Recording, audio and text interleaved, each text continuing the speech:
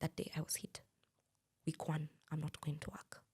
After that, it got to a point where he would not allow me to leave the compound with my daughter. Whether I'm going to the shop, no.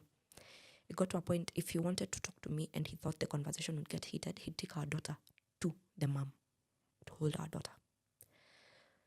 And it was crazy. He'd come home, Bumpy would come to the house, we'd talk. He'd hit me. I had to be hit and then go back to his mom, take my daughter as though I've not been hit. This is okay. We were just talking. It was normal marital stuff. And go back to the house, now breastfeed my daughter while crying. And like, those are your options. I don't care. You want to leave? Go. Leave my child. And I'm like, I just pushed through him. I went upstairs and to the mom and was trying to take my daughter. As I was trying to take my daughter from my mom-in-law, I would see her turn around for me not to access my daughter and take her from her arms. And I just looked at her and I'm like, I asked, are you turning so that I don't take my daughter?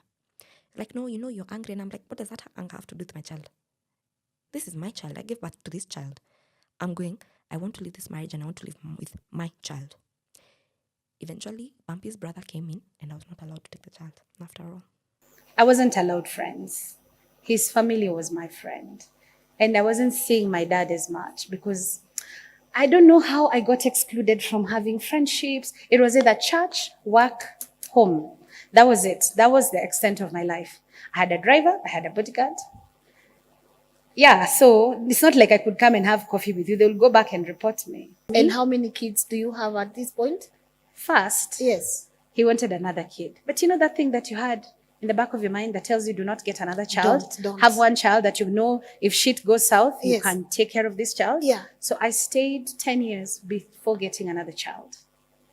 I was afraid. I was like, so he called a committee. He called my mother. He called his mother. He called my church people. And I came home and I found people in my house waiting for me. And they were like, why don't you want to have another child? Yeah. I think I was brushing my teeth.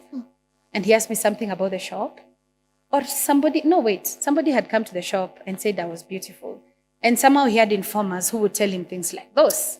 So he said, baba wako amekuja kwa duka. And this is a fit man who was boxing. Lynn, nilichapwa. I don't hear from this year.